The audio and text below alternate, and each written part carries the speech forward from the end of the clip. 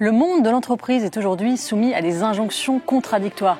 D'un côté, une exigence de performance, de rentabilité, de l'autre, une exigence de bienveillance et d'inclusion. Dans un contexte de plus en plus concurrentiel, de plus en plus de salariés français se disent malheureux au travail. Alors est-ce parce que dans une société de loisirs, le travail est désormais perçu comme une souffrance, ou bien est-ce parce que les conditions de travail se sont effectivement détériorées? Est-ce parce que la bien-pensance règne désormais dans l'entreprise et le management fait des ravages? Est-ce parce que l'on travaille trop ou au contraire pas assez? Voilà toutes les questions que je voudrais aborder ce soir dans le club Le Figaro ID avec mes invités, la philosophe Julia de Funès et les journalistes du Figaro, Quentin Périnel et Anne de Guigné. Bonsoir.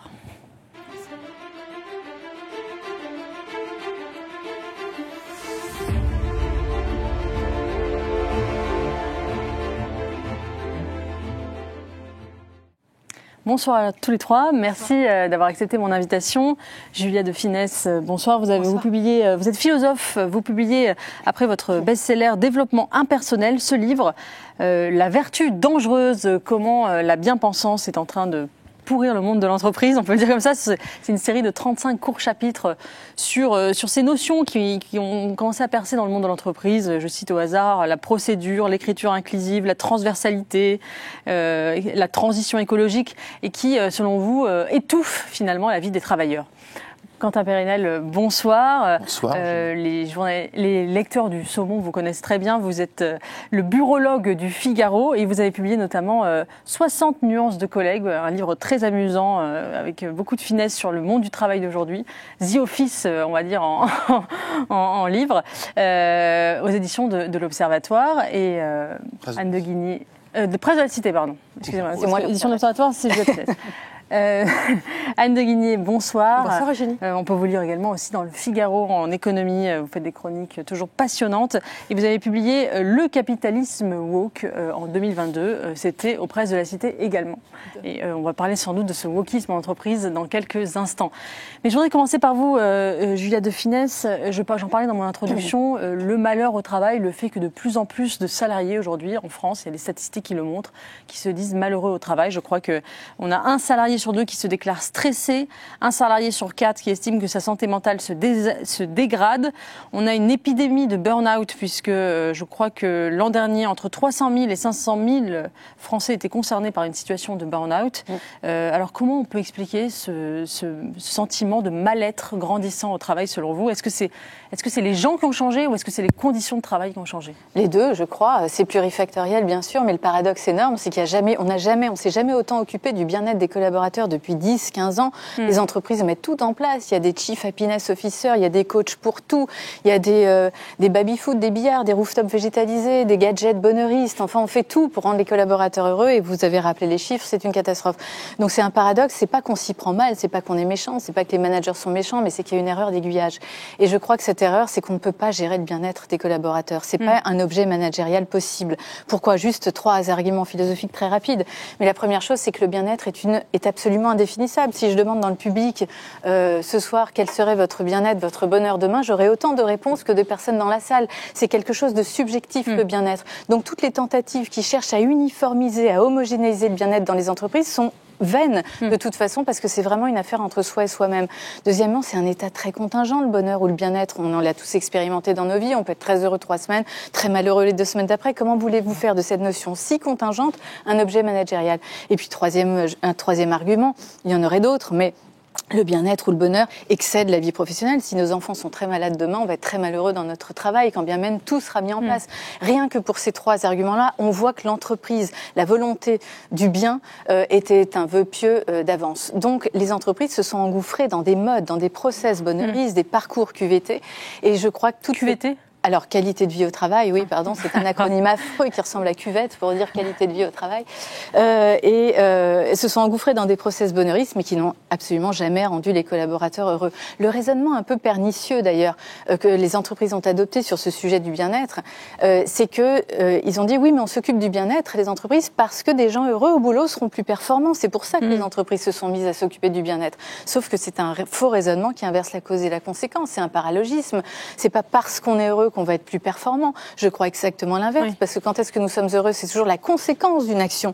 On est heureux parce qu'on a eu nos enfants, on a réussi on a réussi telle ou telle action, donc c'est toujours une conséquence. Donc c'est pas parce qu'on est heureux, c'est pas une condition qui tombe du ciel, le bien-être, c'est pas parce qu'on est heureux qu'on va être plus performant, mais je crois exactement l'inverse, c'est parce qu'on a la possibilité d'agir et d'être performant dans l'entreprise qu'on va se sentir beaucoup plus épanoui au travail. Donc pour moi, le bien-être est venu d'une logique très uniformisante, très homogénéisante, qui empêche les gens d'être véritablement des sujets, des acteurs à part entière, qui ne font pas d'eux des sujets à part entière, mais des gens assujettis à des normes, quand même dans le domaine du bien-être et du bonheur.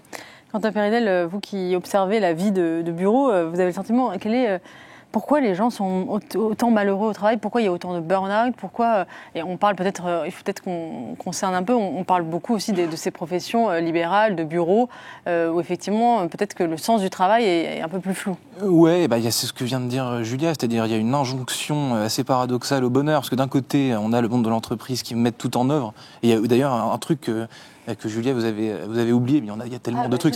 Dieu merci, vous nous en laissez un peu. Il y a un mouvement qui s'appelle la parentologie dans le monde de l'entreprise, qui en fait, c'est quand l'entreprise s'implique dans la parentalité, dans la vie personnelle de leurs collaborateurs, en leur fournissant des services, une aide en fait dans leur vie de parents. Enfin, partant du principe qu'un salarié qui est un parent heureux sera un salarié plus heureux aussi. Donc il y a un vrai mélange de tout cela. Après, les gens sont plus malheureux. Je sais pas, moi je trouve que je trouve aujourd'hui qu'on passe trop de temps à scroller sur nos iPhones, sur nos tablettes. Et qu'est-ce qu'on voit sur nos tablettes? Des gens qui sont, semble-t-il, en tout cas d'apparence plus heureux que nous. Et donc en réalité, sur l'écran, sur notre écran, on voit que des choses. Il y a aussi des tas de faits divers absolument sordides, mais il y a aussi sur nos écrans, quand on scrolle Instagram, on voit des gens heureux. Et donc quand on scrolle Instagram, c'est qu'on est chez soi tout seul et qu'on est aveuglé par son écran, et ça nous donne des visions de nous-mêmes en réalité pas très positives, quoi. Anne de Guigné, sur ce malheur au travail. Moi, je pense déjà au sein du travail, il y a une dualité dans le travail qui peut être source de bonheur profond, comme le disait Julia, si la personne arrive à s'impliquer dans le travail, c'est un lieu de réalisation, d'affirmation de soi, si on donne de soi, et c'est en effet aussi potentiellement un lieu d'oppression si vous êtes chosifié au travail. Et ça, je pense que ça traverse toute l'histoire du travail. Dès la Bible, dans la Genèse, vous avez quand même moins 1200, je crois, l'écriture, vous avez déjà cette tension sur le travail qui est un lieu de libération ou de damnation. Donc je pense que vraiment, ça traverse l'histoire du travail, le fait de soit heureux ou malheureux, et c'est ça qui est très intéressant, c'est depuis la nuit des temps. Après, pour parler pour prendre une casquette un peu plus sur l'économie, aujourd'hui, je pense qu'il y a aussi un sujet fondamental, un peu terre à terre, mais très important, qu'aujourd'hui, vous ne transformez plus votre vie en termes de niveau de vie par votre travail. Le fameux pouvoir d'achat a énormément baissé depuis 20 ans. Et aujourd'hui, le patrimoine français vient à 65% de ce que vous héritez pendant le pays, quand c'était 35% dans les années 70. Vous savez, 70, vous travailliez bien, le pouvoir d'achat augmentait de 2% environ par an. Vraiment, vous changiez, grosso modo, de milieu social par votre travail. Ce n'est plus le cas aujourd'hui. Le travail ne permet plus de changer votre vie. Et donc, ça peut créer aussi cette frustration. Aujourd'hui, vous travaillez. Vous savez, on parle beaucoup de la smicardisation de la société française. C'est une vraie réalité. Quand on regarde les chiffres économiques, vous pouvez commencer au SMIC et vous allez travailler très bien dans votre entreprise, tout le temps, parfait, vous faites tout nickel. 30 ans plus tard, vous êtes passé peut-être du SMIC à 2000 euros. C'est la réalité aujourd'hui que vivent les salariés français et ce qui crée aussi évidemment ce malaise profond. C'est intéressant ce que vous dites, Anne, parce que vous parlez de chosification, l'impression d'être chosifié au travail. Ça me fait penser à quel point le rôle du manager nous facilite ou nous pourrit la vie. C'est-à-dire que quand chaque jour on travaille avec un manager, pardon, je vais utiliser des mots très à la mode et du coup un peu creux, mais bienveillant, compréhensif, qui ont du bon sens, qui sont pas toxiques ou odieux, mais ça change la vie. Or, si vous travaillez tous les jours pendant 9 heures de votre journée aux côtés de quelqu'un qui est toxique, qui vous mène une vie pourrie, qui vous flique en permanence et qui vous laisse aucune autonomie, ça fait de votre vie un enfer. Enfin, c'est aussi simple que ça. Parfois, on oublie ce rôle essentiel du manager qui a la responsabilité de 10 ou 30 personnes et à quel point sa façon de penser et son savoir-être, ça influence la vie des collaborateurs dans leur vie professionnelle, mais aussi dans leur vie personnelle. Oui, je rebondis juste une seconde parce qu'il y en a quand même de moins en moins. On est tous dans les entreprises quotidiennement. C'est rare maintenant de tomber sur des managers odieux, acariâtres, autoritaristes comme dans les années passées. Donc c'est ça qui est plus pernicieux et ça culpabilise les salariés en se disant mais l'entreprise fait tout pour mon bien-être, fait tout pour mon bonheur. J'ai tout, j'ai un psy, j'ai un coach, j'ai tout ce que vous voulez et je suis pas heureux. Donc c'est d'autant plus culpabilisant. Pour moi, une des sources aussi, mais vraiment il y en aurait beaucoup, mais c'est ce problème de reconnaissance. Les gens, dans les enquêtes de satisfaction, vous savez, des collaborateurs au travail, qu'est-ce qui revient le plus comme grief? C'est le manque de reconnaissance. Et pourquoi? Et ça, c'est une dérive structurelle, sociale, démocratique, à laquelle on assiste dans notre pays de façon globale, mais qu'on retrouve finalement en entreprise. Pourquoi on ne reconnaît pas les gens? Et c'est une source de bien-être, la reconnaissance considérable de la part des managers. Et ben, je crois que c'est parce que, évidemment, on est passé d'une... Tocqueville avait auguré ce contournement de l'égalité de droit à une sorte d'égalitarisme, d'indifférenciation. Regardez comment on appelle les gens dans les entreprises. Maintenant, on appelle ça des talents. Tout le monde est un talent. Les directeurs des ressources, des talents, des richesses humaines. Mais quand tout le monde est un talent, plus personne ne l'est. C'est d'une démagogie inouïe. Et cet égalitarisme, cette indifférenciation, parce qu'on est tous égaux en droit, nous serions tous équivalents en compétences, en valeurs, en jugement, fait que c'est un nivellement généralisé. Dès qu'on arrive dans l'égalitarisme, l'indifférenciation, ça mène directement à l'indifférence, qui est le contraire de la reconnaissance. Pour reconnaître les gens à leur juste valeur, déjà, il faut les laisser agir à partir d'eux-mêmes. C'est ce que je disais au tout début. Et deuxièmement, la reconnaissance n'est pas fille de la bien-pensance. Elle est fille du courage de distinguer, du courage de hiérarchiser. Mais dans notre pays, dès qu'on pose des différences, même de mérite, c'est considéré comme une injustice ou comme une inégalité. Donc évidemment, cette dérive égalitariste mène à l'absence de reconnaissance et donc crée aussi une source de souffrance. Et sur l'histoire du talent, j'ai lu une étude, je ne sais plus, une école de commerce il y a quelques mois qui a fait une étude là-dessus, sur le syndrome du talent d'Achille, justement sur ce terme talent qui est devenu totalement galvaudé, totalement vide de sens et dans lequel, en réalité, même les soi-disant talents ne se reconnaissent pas. Pour eux, le talent, ça n'est pas, c'est un concept, ça n'est pas, on ne peut pas être soi-même un talent. On peut avoir des talents, on peut avoir du talent, mais on n'est pas soi-même un talent. Donc c'est une imposture totale. C'est le contraire du mérite. Le talent, c'est ce dont on hérite. On est avec plus ou moins de talent. Et c'est drôle de cultiver cette notion de talent qui ne relève pas du mérite dans le lieu qui devrait sacraliser le mérite, qui est celui de l'entreprise. Puis en plus, le talent dans la Bible, ça fait référence quand même aux pièces de monnaie. Donc c'est avoir une vision, appeler les gens des talents, c'est avoir une vision bien mercantile des ressources humaines. C'est extrêmement stigmatisant d'ailleurs, parce que quand dans certaines grandes entreprises, il y a l'espèce de, il y a une espèce de sélection, on érige, façon classement, quoi. C'est-à-dire les talents de demain, je fais partie des 10 talents. Les high potential, exactement. Les high potential. Il y a plein de déclinaisons en réalité. Mais tout le monde n'est pas. Non, tout le monde est mais tout le monde est un talent. C'est d'une démagogie sans borne. Il n'y a quand même pas que des talents, il y a aussi des nuls, des hypocrites, des Mais est-ce que cette hypocrisie de la bienveillance, de l'égalitarisme est en fait qu'un masque qui vise justement à cacher une extrême dureté du monde du travail en réalité. Et dans votre livre, vous ne parlez pas beaucoup du capitalisme, mais c'est vrai que, est-ce que ce n'est pas aussi ce système capitaliste, moins peut-être en France, parce qu'on ne l'a pas vraiment appliqué, mais je pense plutôt aux États-Unis, au monde des startups américaines, où effectivement il y a un darwinisme total en réalité sociale, un culte de la performance, et en fait on habille d'oripeaux humanistes une hyper-concurrence. En fait, tout ça est un masque visant à masquer finalement le cœur du problème. Oui, pardon. Ça s'appelle de la bien-pensance. En fait, je mets pas l'origine de ça dans le capitalisme. Je trouve pas que ce soit le capitalisme qui soit à l'origine de tous les maux MAUX, bien sûr. Mais en tout cas, c'est une réalité difficile, le capitalisme. Et on a hérité des États-Unis. Malheureusement, on prend pas toujours le bon des États-Unis, mais on prend aussi le mauvais. On a hérité de cette psychologie positive, de cette pensée positive, de cette bien-pensance qui veut édulcorer le réel et les difficultés du réel derrière des illusions réconfortantes. Et donc tout est rose bonbon. Ça commence avec Google, la cage dorée. On enjolive tout, alors que la réalité est très difficile. Et ça, je pense que c'est vraiment une idéologie positive que j'avais déjà dénoncée dans d'autres ouvrages, mais alors qui est à son paroxysme aujourd'hui et qui accentue la souffrance des collaborateurs au travail en se disant mais en fait ma réalité est celle-ci, très dure. Je suis confrontée à l'épreuve du réel et pourtant on m'assomme, on m'asphyxie de messages positifs. Donc il y a une différence. On vous vire, mais en écriture inclusive, quoi. Alors ça, n'en parlons pas. Je pense quand même, Eugénie, il y a un sujet d'évolution du capitalisme, pour vous donner raison, dans le sens où les très grands groupes intégrés, à l'ancienne, vous avez dans la même maison tous les services, la cantine, les personnes qui faisaient le ménage, la comptabilité évidemment, mais tous les services.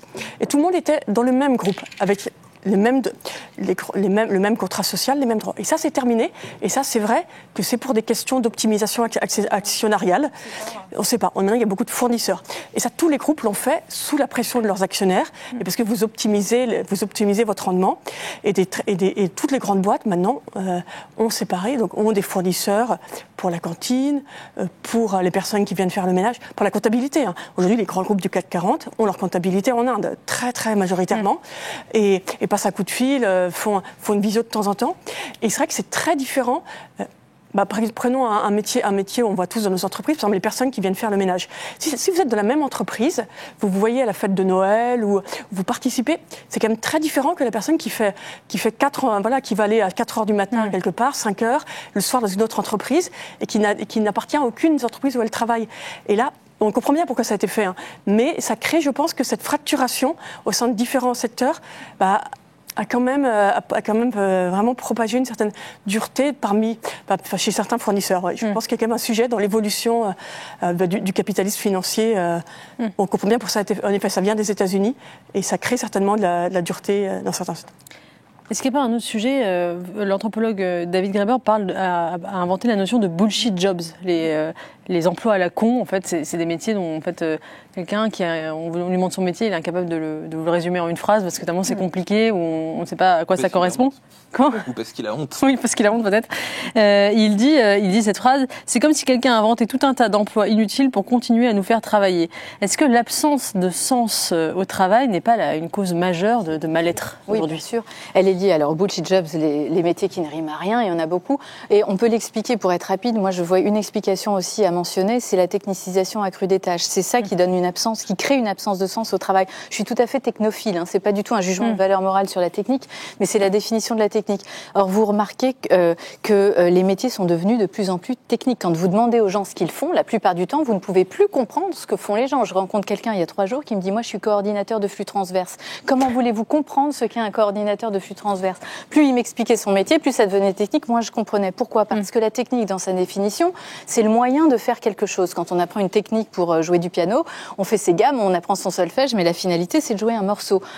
Si on veut jouer au golf, la technique, c'est de faire du practice. La finalité, c'est de faire un parcours. La technique, c'est toujours le moyen. Le sens, c'est la finalité.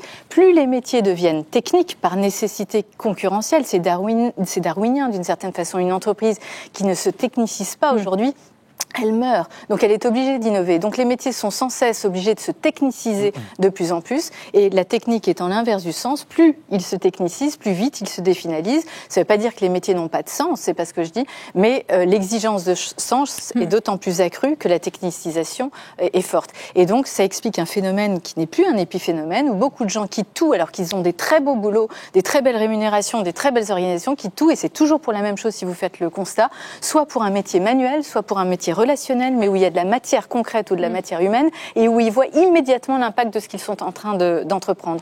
Donc je crois qu'il y aurait vraiment d'autres explications à la perte de sens des métiers, mais la technicisation joue un rôle dans cette définalisation. Vous parliez, Julia, justement de ce côté descriptif, c'est-à-dire quand on est incapable de décrire son propre job à un ami, on le voit bien, parfois on dîne avec des copains ou de la famille, ils nous expliquent leur job et on ne comprend rien. Pire, et parce que c'est même pire, et ils le savent très bien. Mais cette technique dont vous parlez s'accompagne, je crois, en réalité d'un tout un jargon en fait. Chaque milieu professionnel a son propre jargon, ses mots, ses anglicismes, ces trucs hyper techniques auxquels si on parle à une trentaine d'ingénieurs spécialisés dans un truc bien précis, ils sauront se parler entre eux. Mais si vous parlez au grand public, à votre grand-mère, qui ne captera rien. Et ce que je trouve effarant d'ailleurs, c'est qu'en société, les gens quand vous êtes en société, quand vous êtes, je sais pas, un apéritif, un dîner chez des copains, vous rencontrez des gens, j'en croise souvent, qui sont incapables de parler normalement. C'est-à-dire, même hors des murs de leur entreprise, ils parlent comme s'ils étaient au boulot avec les mêmes mots, les mêmes trucs. Et du coup, c'est totalement, c'est assez déroutant, quoi, comme. C'est intéressant parce que ça veut dire que les gens parlent en tant que, que coordinateur de flux transverse, en tant qu'analyste de spectre, et tous les métiers très techniques. Ça veut dire qu'on parle maintenant au niveau des des identités professionnelles, des fonctions, et plus au niveau des idées. C'est pour ça qu'on quitte le bon sens et qu'il faut ouvrir le langage à une clarté commune dans les entreprises, parce que c'est une source de souffrance aussi énorme que de ne pas pouvoir utiliser les mots de tous les jours dans son travail. Je pense que la tertiarisation des économies explique en partie ce que vous décrivez, Julia. Parce que dans un monde industriel, on comprend beaucoup plus facilement, vous fabriquez de l'acier, des chaussures, des usines. Il serait qu'aujourd'hui, on est dans un monde complètement tertiaire. L'industrie, c'est plus que à peine plus de 10% du PIB. Et ça, c'est depuis la fin des 30 Glorieuses. Tout le monde a basculé vers le tertiaire. Il y avait cette belle promesse de dire que les gens allaient moins travailler, s'occuper des uns des autres. Mais le s'occuper des uns des autres, on voit que c'est pas si simple d'en faire des boulots. D'où la multiplication, en effet, de bullshit job, je sais pas, mais en tout cas de boulot aux frontières mal définies. Et ça, je pense qu'on est aussi dans une forme de mutation. Et maintenant, on arrive dans la prochaine... On n'a déjà pas bien digéré ce passage-là de l'industrie au tertiaire, parce que d'ailleurs, on voit bien qu'il y a une immense nostalgie de l'industrie. Et maintenant, on est en train de basculer dans le monde numérique qui pose encore de nouveaux sujets. Donc, et ce qui rebalance, évidemment, la définition des boulots. Oui, et alors, en parlant de métier à la con, vous l'avez mentionné tout à l'heure, il existe un métier qui s'appelle le Chief Happiness Officer. Ça, c'est pas un métier à la con, c'est un métier fictif, c'est un emploi fictif. Non, mais alors, moi, je croyais que c'était que dans les romans de Houellebecq que ça existait, mais ça existe vraiment. Donc, c'est quoi un Chief Happiness Officer? Déjà, voilà, j'ai trouvé ce graphique absolument ignoble sur Internet. Voilà, le Chief Happiness Officer, donc si je traduis en français, c'est encore plus ridicule, ça veut dire un officier en chef du bien-être, vous imaginez? Donc, rien que pour les trois raisons que j'ai évoqué tout à l'heure, on ne peut pas s'occuper du bien-être. Et d'ailleurs, c'est même très dangereux. Moi, quand quelqu'un me dit « fais ça, c'est pour ton bien, je te le conseille », en général, je me méfie parce que c'est toujours pour le sien, c'est une loi existentielle basique humaine. Je déteste l'argument du bien. Les pires crimes dans l'histoire ont toujours été commis au nom du bien de l'humanité. Donc, laissez les gens gérer leur bien-être entre eux et eux-mêmes. Et il y en a beaucoup des Non, c'est surtout dans les grandes boîtes, la plupart du temps américaines. Heureusement, dans les PME, on n'a pas... C'était une grosse tendance dans les années 2010... 2010-2015, mais là, on est un peu revenu. Le Chief Happiness Officer est remplacé, je l'ai lu très récemment, par le Chief LOL Officer, qui est une petite enceinte d'intelligence artificielle qui mesure dans votre bureau le nombre de rires. Et s'il n'y a pas assez de rires dans l'heure, la petite IA vous envoie sur votre PC un gag, une vidéo pour remonter l'ambiance. Donc vous imaginez à quel point on en est. Vous avez dit le gros mot. On arrive sur ce plateau. Vous avez dit le gros mot intelligence artificielle. Anne disait à l'instant la technologie au milieu de tout ça. Donc là, je vois votre magnifique graphique, Eugénie. J'imagine c'est vous qui l'avez fait. Non, je l'ai trouvé sur. Il est superbe. Eh bien, on voit ce qu'on appelle des soft skills, c'est-à-dire des compétences humaines. Donc on parle là. Apparemment, on est dans une époque où le monde du travail doit être résolument bienveillant, résolument tourné vers l'autre, etc., etc. Sauf qu'en réalité, en coulisses, l'IA, vous en avez parlé, les chiffres, les métriques, les datas, les chiffres, c'est ça qui sont... On a les yeux rivés sur toutes ces données, toutes ces datas qui sont censées être les plus intelligentes possibles à longueur de journée, sauf qu'on sait bien qu'un algorithme qui est celui-là aujourd'hui peut totalement changer, être modifié du jour au lendemain, et que c'est flippant, en fait. De vouer sa vie, de vouer la réussite aux chiffres, je trouve que c'est de plus en plus le cas, parfois des chiffres qui n'ont d'ailleurs aucun sens, et le fait d'accorder autant d'importance et d'avoir cette injonction à la bienveillance, à l'altruisme, à ce que je suis en train de lire derrière vous, c'est totalement flippant. Ça explique une part de la souffrance, c'était votre question initiale, de la souffrance des collaborateurs, que de tous ces messages positifs, en fait, camouflent évidemment la difficulté du travail, mais c'est pas ça que je voulais dire. J'ai oublié ce que je voulais vous dire. Moi, ce qui m'étonne, je trouve le jet des salariés à donner du sens à leur job.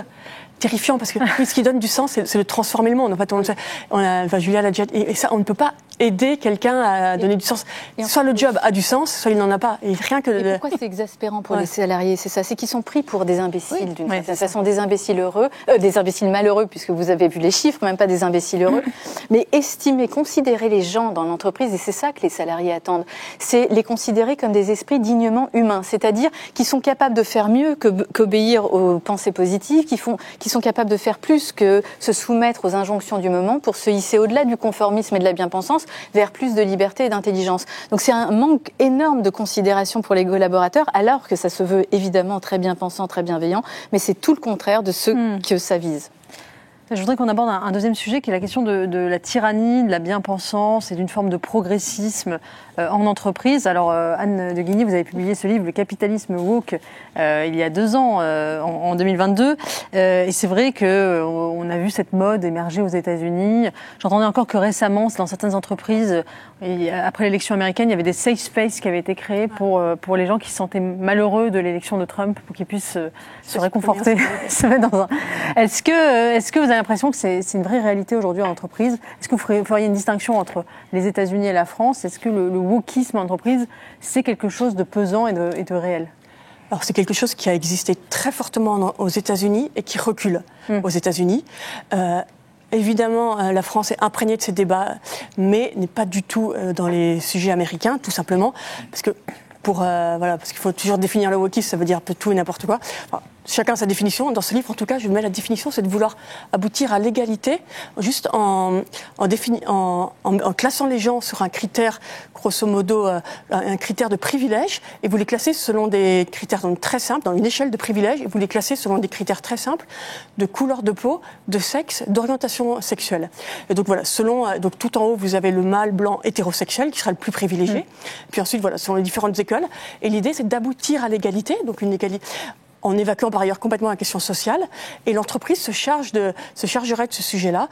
Il y a eu aux États-Unis des décisions qui sont pour nous assez vertigineuses. Par exemple, une boîte comme Disney avait en effet des groupes affinitaires selon la couleur de peau. Donc un nouveau salarié qui arrive, on lui disait cher ami, je vous vois bien dans le groupe afro-américain. Et évidemment, les Blancs n'avaient pas leur groupe affinitaire, parce qu'en étant du côté des oppresseurs. Donc vraiment une essentialisation des gens sur leur couleur de peau ou leur orientation sexuelle, qui, à mon sens, pose beaucoup de questions éthiques. Et là, on voit quand même il y a un retour en arrière aux États-Unis, plutôt. Ça a été beaucoup trop loin. Et puis les boîtes ont réalisé qu'elles ont participé à la polarisation de la vie politique américaine très fortement, puisque là-bas, très clairement, la carte bleue est devenue comme un bulletin de vote. C'est incroyable. Selon le supermarché où vous allez, le restaurant où vous allez, si vous êtes démocrate ou républicain, vous ne vivez plus vous ne consommez pas de la même façon. Et ça a vraiment participé à l'antagonisation complète de la société américaine.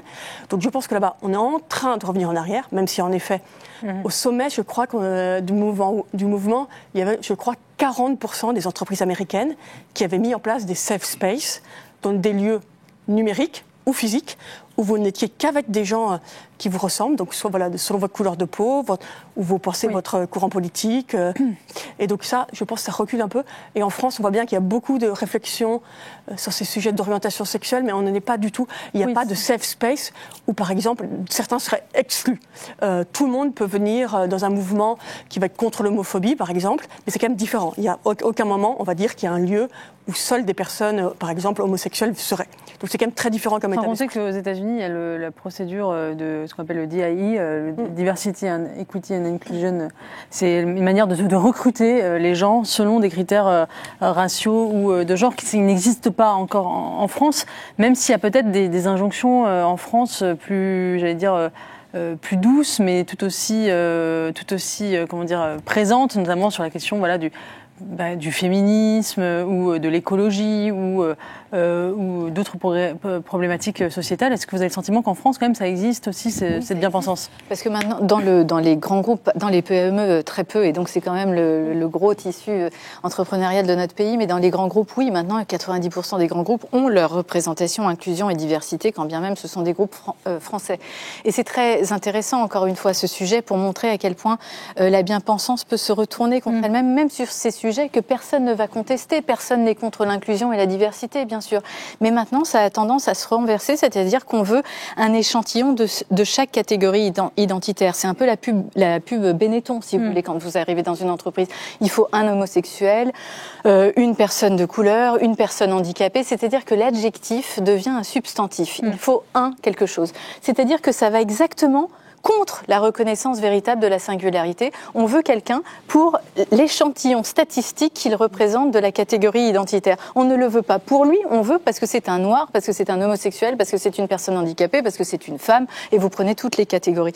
Donc finalement, l'intention est très bonne et il y a beaucoup de choses à faire sur l'inclusion et la diversité, mais ça a tendance à se retourner contre elle-même en statistiques identitaires. Dès qu'on fait d'un individu le représentant d'un inventaire valorisant, on n'est plus dans la reconnaissance véritable de la personne. Et ça va totalement en opposition, parce qu'on est à une époque où on dit il faut plus mettre les gens dans des cases, etc. On en crée des nouvelles. Absolument.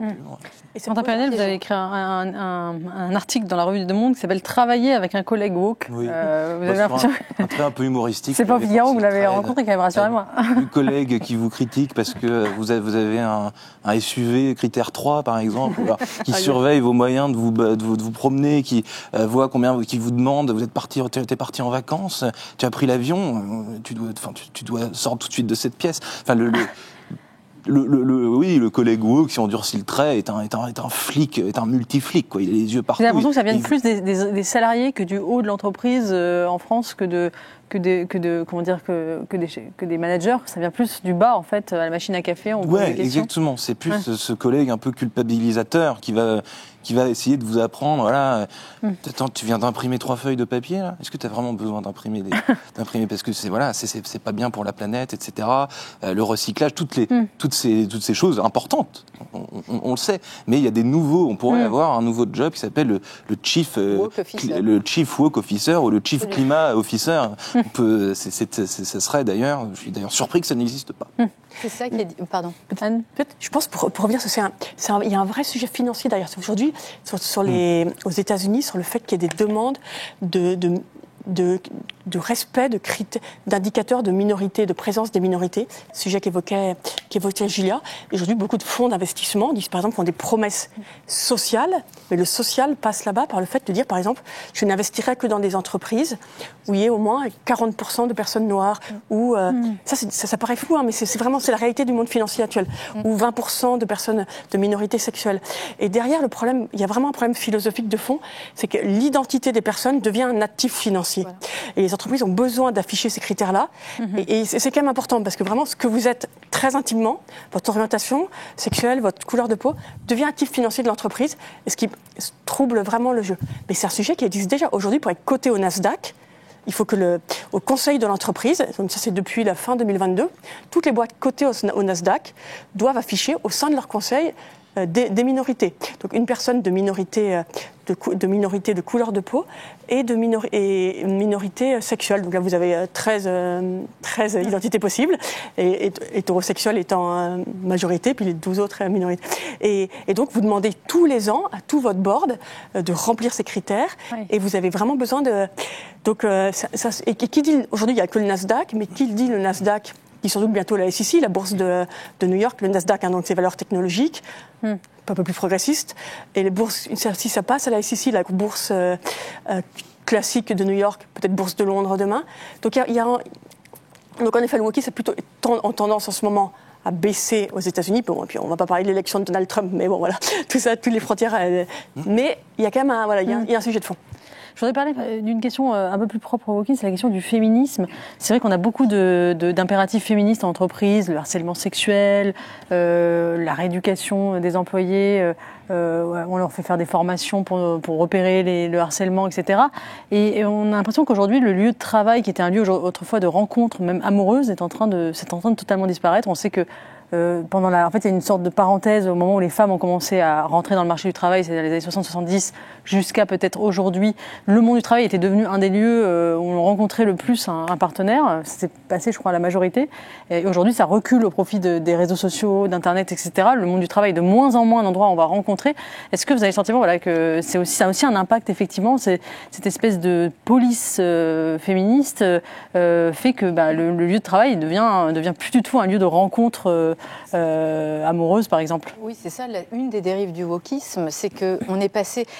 C'est ça qui est difficile avec le wokisme, c'est qu'au début, c'est un mouvement vertueux, être soucieux des discriminations et des injustices. Quand bien même on n'est pas concerné par ces injustices, c'est tout à fait louable, il n'y a pas de problème.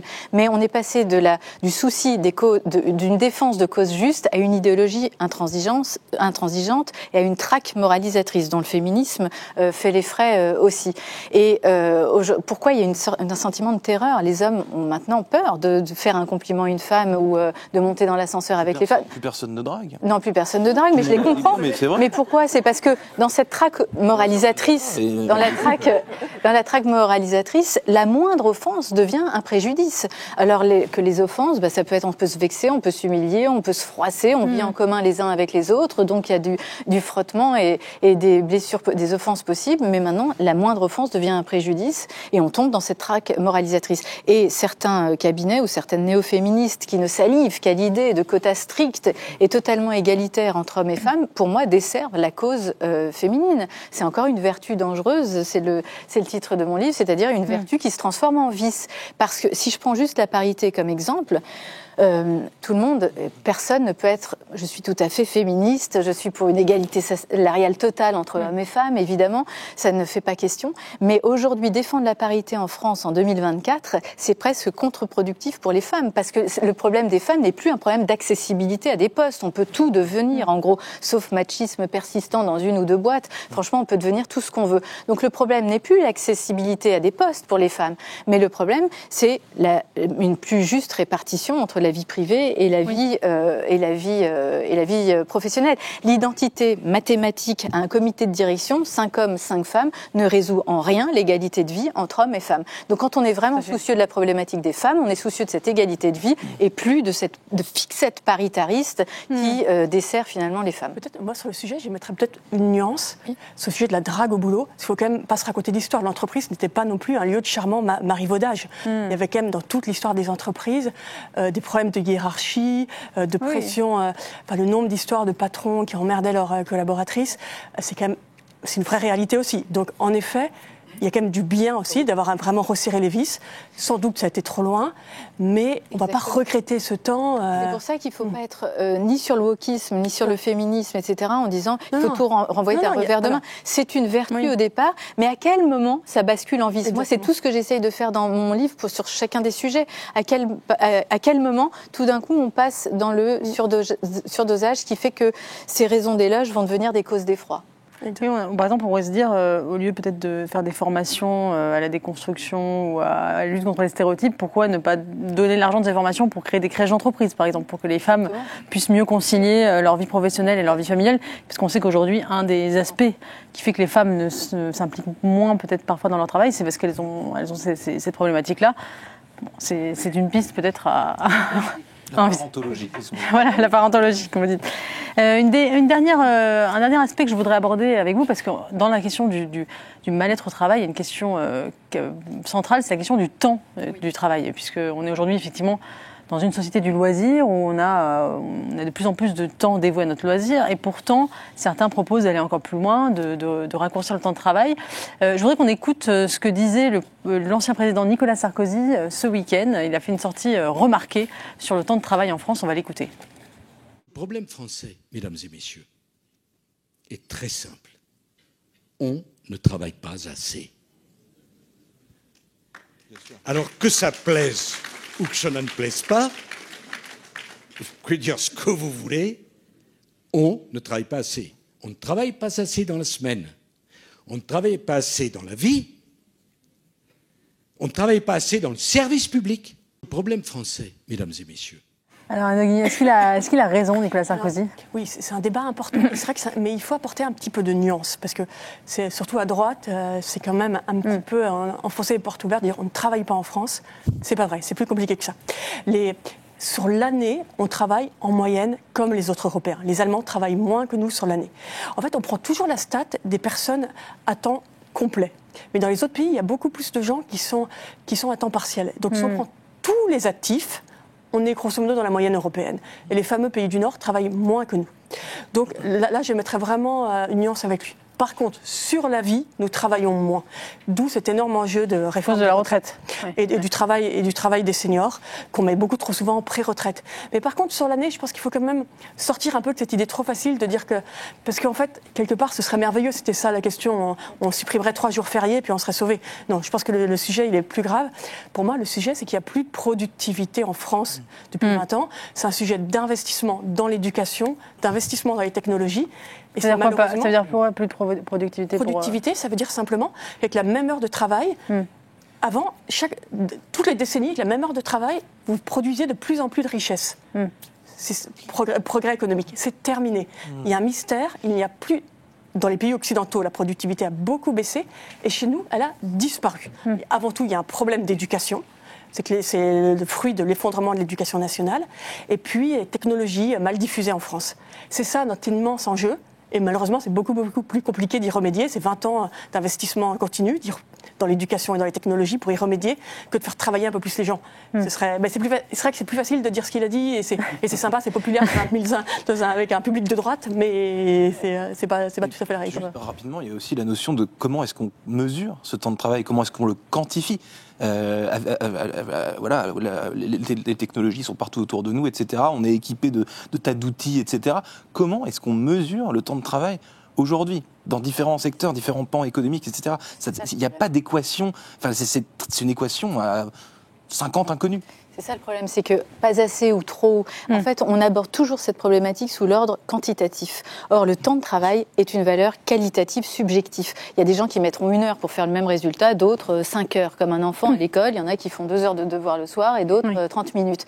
Donc, le problème, c'est qu'on l'aborde toujours sous l'angle quantitatif, alors que ça doit être de l'ordre du subjectif et du qualitatif. Donc, forcément, toutes les mesures qui vont chercher à indifférencier de manière quantitative quelque chose qui est subjectif vont aller à la déroute. Réforme des retraites et ne sont pas acceptables. Les 2 solutions que je vois, moi, pour pallier ce problème, c'est de rentrer non plus dans une logique du temps de travail, mais dans une culture du résultat, de l'efficacité, de la productivité. Ça évitera aussi bon nombre de mal-être qui sont liés au présentéisme, où il faut rester encore en France jusqu'à 18h, 19h, sinon on passe pour quelqu'un de nonchalant, enfin de flemmard, etc. Et deuxièmement, je pense que pour gagner en productivité, on pourrait lancer une grande entreprise proustienne à la recherche du temps perdu dans les entreprises, puisqu'au lieu d'augmenter le temps de travail, c'est Proust l'a déjà pris et je ne pourrais pas rivaliser. Mais au lieu d'augmenter le temps de travail, diminuer le temps inutilement passé au travail. Vous enlevez les formations débilitantes au travail. Vous avez vu les derniers chiffres, vous êtes bien meilleur que moi en chiffres, etc. Vous avez vu que 60% des réunions ne servent strictement à rien dans les organisations. On enlève 60% du temps de réunion, le travail est le même. Donc, au lieu de vouloir encore contrarier les gens à travailler plus, diminuons déjà le temps inutile, faisons une petite recherche du temps perdu en entreprise. Je vous assure qu'on gagne énormément de temps. C'est pour ça que les gens sont atteints de la réunionite, parce que s'ils n'ont pas assez de réunions, ils ont l'impression de servir à rien. Il faut meubler. Ce que j'écris dans mon bouquin 60 nuances de collègues, il y a le réunion man, le mec totalement ou la fille totalement accro aux réunions, qui s'il n'a pas 5 meetings prévus dans la journée, a l'impression que sa journée ne sert à rien. Donc les meetings, les visios aussi servent à meubler une journée professionnelle dont on a peur qu'elle soit pas assez intense. Mais en réalité, c'est pas parce qu'on passe son temps en réunion qu'elle est plus intense, je crois. Rien, d'ailleurs, la plupart du temps. Ça aussi, c'est par bien-pensance. On a tellement valorisé le collectif, il faut tous se réunir parce qu'on va créer de l'intelligence collective. Ça aussi, c'est une nouvelle notion très à la mode et bien-pensance. Résultat, on en a dévoyé le travail individuel. Mais quand on se retrouve en groupe et que le travail collectif n'est pas précédé par un travail individuel très fort et rigoureux, il ne rime strictement à rien. C'est de la guimauve collective. Donc c'est pour ça aussi que les réunions ne servent strictement à rien. C'est parce qu'on a survaloriser le collectif, l'intelligence collective au détriment du travail individuel. Et dans l'extrait que j'ai passé de Nicolas Sarkozy, il y a une phrase qui n'a pas été citée. Il a dit « Le télétravail, c'est beaucoup de télé et pas beaucoup de travail ». Alors ça, je sais, parce qu'on a déjà été en conférence tous les deux. Je l'aime beaucoup, mais sur ce sujet-là, je le trouve à côté de la plaque. Justement, je voulais savoir ce que vous en pensiez. Est-ce que vous pensez que le télétravail, c'est aujourd'hui une solution au mal-être au travail ou c'est aussi une cause de mal-être au travail ? Alors, ça peut être les deux. Moi, je pense qu'il y a beaucoup plus de bien-être dans le télétravail parce que 70% des collaborateurs plébiscitent le télétravail. Donc, ils ne sont pas tous masos. C'est qu'il y a quand même un bienfait au télétravail. Je crois pas du tout. Je trouve que c'est une vision un peu passéiste de penser que le télétravail, c'est pour les gens flemmards et qui se camouflent derrière. Les études montrent que les gens ne travaillent pas moins ou moins bien en télétravail. Ceux qui travaillent pas en télétravail sont ceux qui, de toute façon, ne travaillaient pas énormément au bureau. En général, on change pas de qualité en changeant de lieu. On les voit plus en bas, en fait. Donc, je pense que c'est une grande libération, notamment pour les femmes. Le résultat de productivité, mais vous me contredirez. Il y a plusieurs études qui le prouvent. Voilà, qui le prouvent. Donc, non, je trouve pas que ce soit regarder la télé, que c'est un jeu de mots sur le télé, mais je pense que vraiment les gens gens travaillent en télétravail, que c'est une grande libération pour beaucoup de gens. Ça ne veut pas dire qu'il n'y a pas d'inconvénients au télétravail. Pour moi, l'inconvénient majeur du télétravail, c'est l'augmentation des inégalités entre collaborateurs, entre les gens qui ne peuvent pas télétravailler et ceux qui peuvent télétravailler. Un ressentiment peut évidemment se créer. Donc il y a des injustices, des sentiments de différence qui se créent. Pour moi, c'est un des inconvénients majeurs du télétravail, mais sinon, en gros, les bienfaits sont là. Et ce que je trouve effarant, moi, c'est les visions manichéennes qui persistent des deux côtés. Donc les gens, on a vu Amazon a dit, hop, tout le monde revient au bureau 5 jours par semaine et vient pointer à 9h pour partir à 18h. Le télétravail, c'est terminé, etc. Alors qu'ils avaient habitué leurs collaborateurs au télétravail et les collaborateurs, en conséquence, avaient organisé leur vie personnelle, aller chercher les enfants, ce genre de choses, en fonction de ces journées hybrides. Et donc ça, le côté manichéen de finalement, on revient comme dans les années avant Covid, ou alors 100% télétravail, les deux, 100% présentéisme ou 100% télétravail, ça n'a aucun sens en réalité. Il faut un bon sens et une alchimie qui est certes pas simple à trouver, à définir, mais entre ces deux modèles, les deux ont du positif, les études le prouvent et vous l'avez très bien. Exactement. Et c'est ça qui est un peu camouflé derrière la problématique du travail. C'est très difficile à organiser pour les managers. C'est encore une contrainte supplémentaire, mais on transforme la contrainte organisationnelle en inconvénient au sujet de l'essence même du télétravail. C'est pas le télétravail qui empêche de se réunir, parce que souvent on entend le collectif et complètement, les gens sont atomisés, donc il n'y a plus de travail collectif. C'est faux.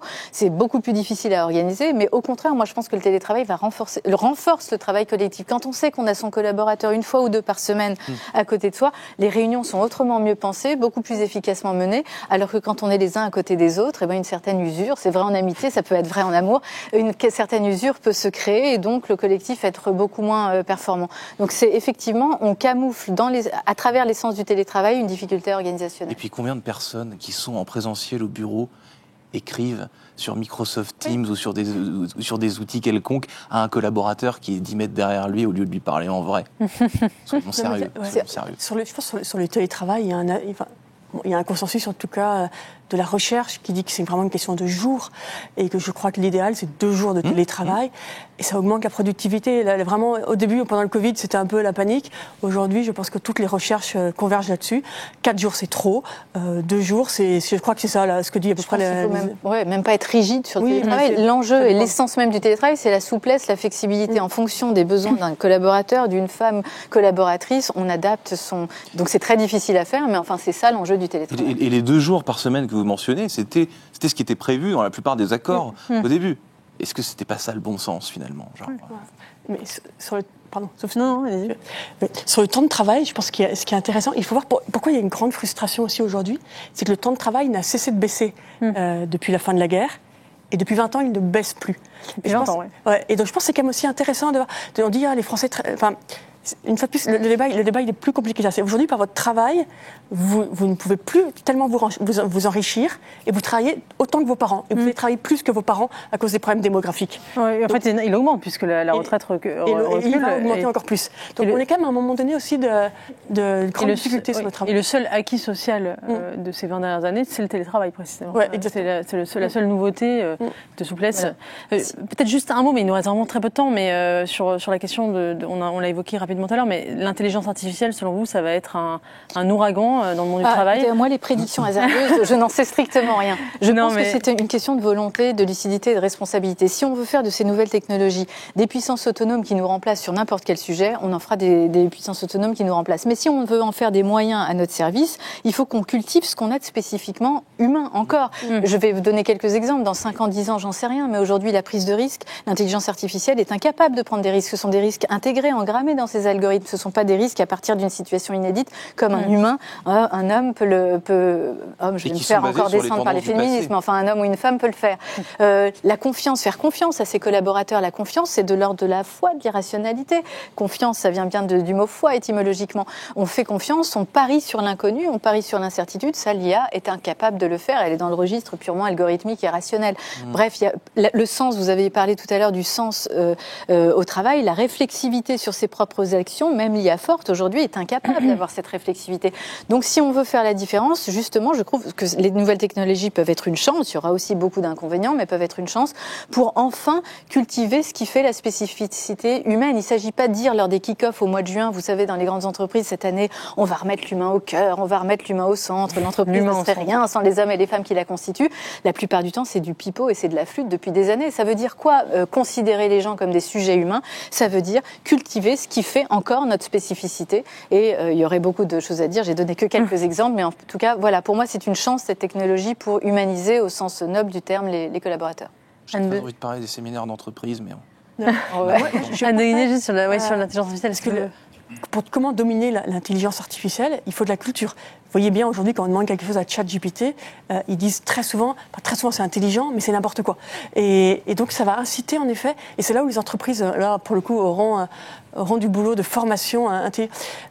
C'est ça. Il faut vous le maîtriser. C'est votre culture et votre liberté, votre capacité critique. Donc il va falloir vraiment éduquer d'abord les enfants à ça, dans le sens critique, et puis les employés. Et donc ça peut tout à fait rendre au contraire donner plus de sens au travail.